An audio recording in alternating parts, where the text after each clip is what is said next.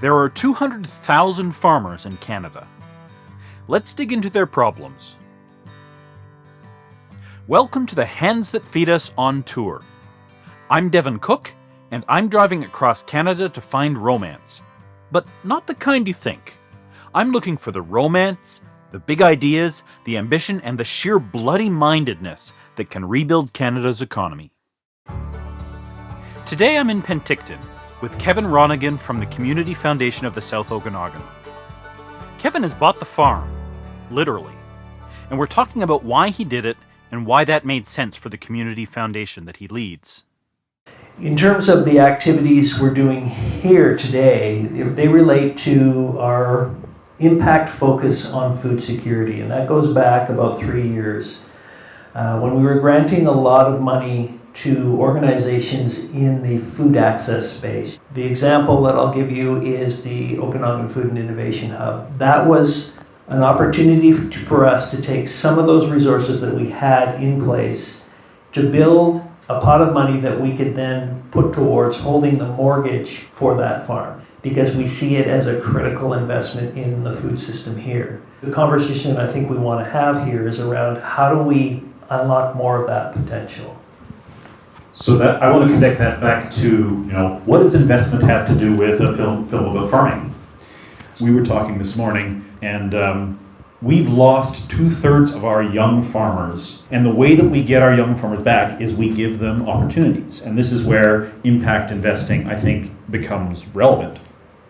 There needs to be a generational transfer of wealth, and a foundation is one way that wealth gets transferred. But you were talking about, the foundation is holding the mortgage so that this young farm can stop being a new farmer and get to the point of being a producing farmer. But I think the challenge is, how do we bring the overall markets into play here? How do we bring private equity and private funding into play here? What are the relationships we need to make so that a young farmer who has a beautiful idea and has a good business plan can be supported in a way that makes sense for them to be able to thrive and make a living as farmers. I mean, we were talking this morning about a couple of farms I know in Naramata, young farmers that are exactly part of that statistic. I think 3 young farmers in Naramata have closed their doors this year and will not be at your farmers market in Penticton, will not be delivering a CSA. So that's a critical loss, because that also reduces the amount of local food that we're actually eating, because they're not there growing it. And how can we engage these other parts of the market as a leader to be able to make that not a continuing reality? How do we make this bigger than just the work that the foundation can do?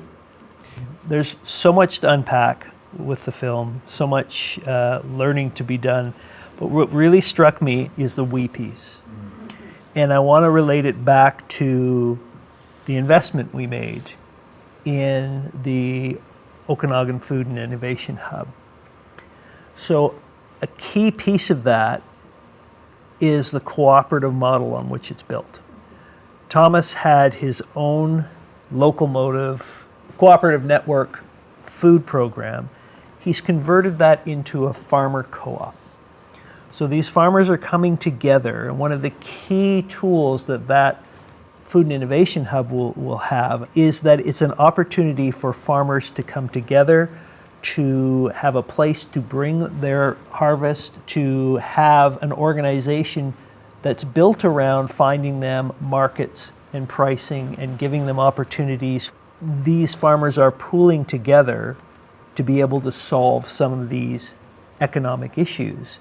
And I think for us, being a community foundation that requires that the folks that we fund are in that not-for-profit realm, it just made perfect sense. It fits really well. We worked with Thomas to kind of build that cooperative model. Until it came to that point, we weren't sure that we could be part of the solution. But once that was in play and it seemed to be working, we could come to the table and say, yeah, we can help you with this. So maybe that is a piece of the solution around bringing more resources to the table, is that cooperative model. That's not only a funding model from larger funders, but it's also an opportunity for each of us. One of the challenges of the cooperative model is that it's hard to get banks to fund them. And you were mentioning the Community Foundation is helping to fund Thomas's cooperative, which is Locomotive? Locomotive Farmer Cooperative. He's had this farmers network for a long time. Thomas came to us with a vision. He came to us with a vision of taking what was in place in Summerland, which was the start of a food and innovation hub. So this was a BC government move, and Summerland had put their hand up and said, we'd like to do this. And so they received a grant to move that forward, and it just languished for a number of years. It needed a catalyst. And Thomas was the catalyst. He said, I want to take this and I want to make something of it. But it was really about an existing opportunity, a plan to make something transformative in the food system that attracted us as investors. We need investors that see the social benefits of their funding and the benefits to community. And you think about that idea of impact investing and taking that out of the global market and putting it in local community investments. There's lots of that money out there too, and they're trying to figure it out. But community foundations could be the catalyst for this. We can invest our funds in a way that has extended benefits. I can tell you there would probably be a number of places where that project with Thomas would have stopped with a traditional lender. 2 years ago, when I go into Save On, it's in September, October, when all of our apples and pears and nectarines and prunes and plums are still all on the market locally. And what do I go in? I go in and I can't find a single BC fruit. Nothing. We currently consume about 9% of what we grow. If we start to shift our mindset to value land for its food growing capabilities and build local markets, we can get up to at least 70%. We're still going to have to be part of that larger market, but we really need to concentrate on investing in local solutions to that. One of the big challenges is with logistics. A lot of the fruit and stuff that we grow here ends up going back to the coast and then coming back to us. It all adds cost to it. So one of the reasons that this is a passion of mine is because we have to look locally. I would love to build on this. You asked, is it possible to have a local food distribution network? Yes, it's possible. It existed 50 years ago.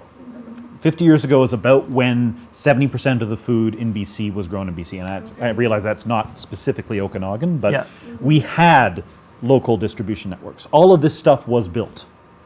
And the way that it was built, and I don't want to sugarcoat this, but it was built with the blood, sweat, and tears of your parents going and having the grit to keep going and to be that catalyst and maybe not make a lot of money, but they kept going. And this is why I love what you say about taking it a little bit out of profit. You're going to be on Lesquetty Island. You're going to be in a place where you are naturally protected from those outside forces. So what I've found on islands, and I presented the film on Cortez Island further up, these distribution networks are the most healthy on those protected islands. Interesting. They're more expensive than city people want to pay because we're used to this ruthless, giant, large-scale bottom line system that are really, really powerful. And we've allowed them to get so big and so powerful that they've crowded out those local systems. Well, and Devin, that's where I worry here in Penticton. I've only lived here for 5 years now, but that's a concern that I've had with the farmers market. Everybody loves to go to the farmers market. It's so diverse. There's so much there. But even I question whether or not I go because, if I have to pay, I don't know, just randomly $5 for something and over there at the grocery store it's $3, I have to weigh that with, like all of us, we only have a certain amount of income. And that's my concern, that this now new farmers market is so wonderful, and we all want to be there. But I'm wondering if they're starting to price themselves out as well. There's two levels of we here. There's we the consumer, who, and I think if we the consumer start to consciously support farmers, local farmers, that we will understand that that food is more expensive than we want it to be, but that having that relationship with that farmer and giving them additional revenue streams through our individual purchases will start to bring that price down in a place where it's more appropriate, because farmers, to grow those perfect tomatoes that go to the A markets, so they grow 1 ton of those, they're growing another ton that aren't so perfect, that can't go on the grocery shelves, but are absolutely nutritious food.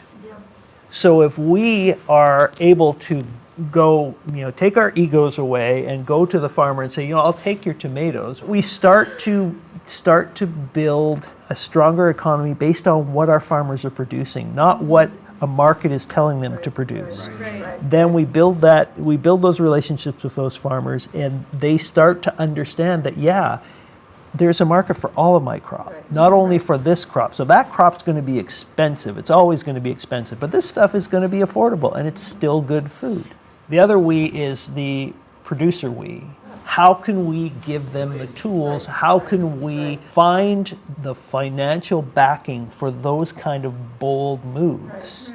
And I think, and I don't want to characterize us as bold, but the idea that we are stepping outside of the typical community foundation comfort zone by buying a farm. Now, I'll tell you a little story.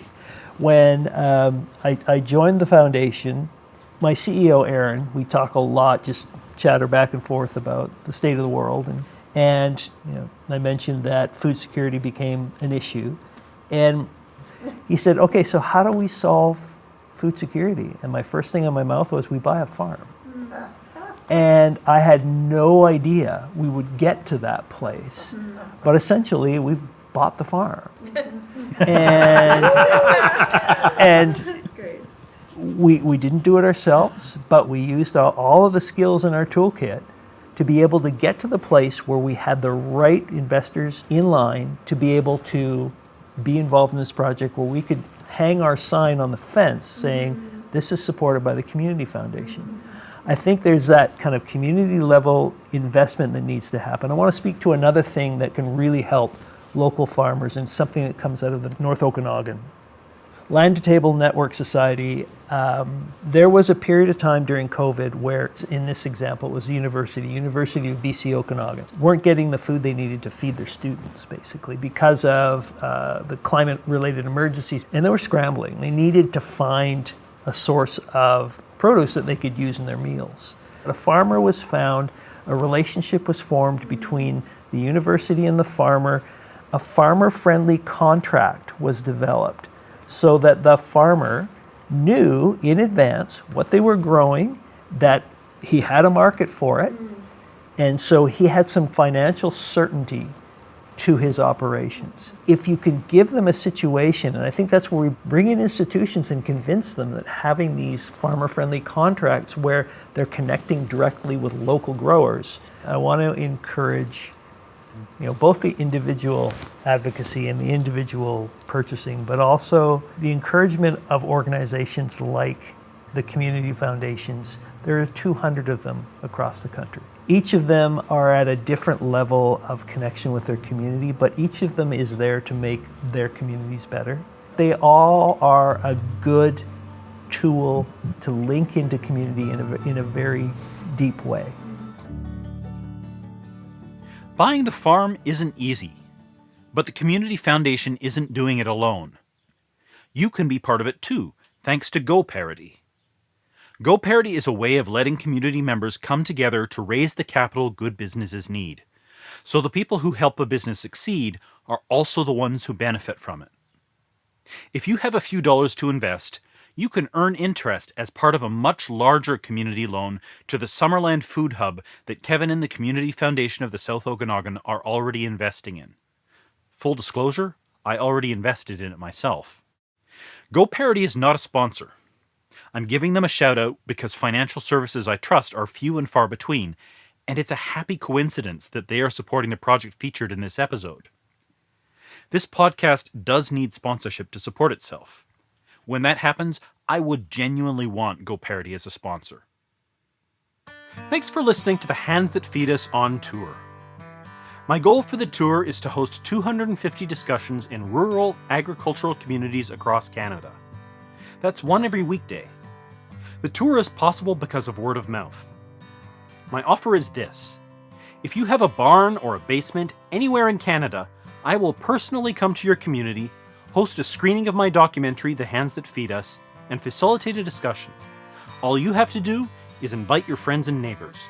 If you know someone who might want to bring my tour to town, send them a link to this episode, or get them to sign up at thehandsthatfeedus.ca/host. There's a link in the episode description. Next week, I'm at Farm 140 in Vanscoy, Saskatchewan, where we'll meet a baker who proudly says his bakery hasn't turned a profit in the 12 years he's been operating it. And he still says he wouldn't do anything else. See you then, and thanks for listening.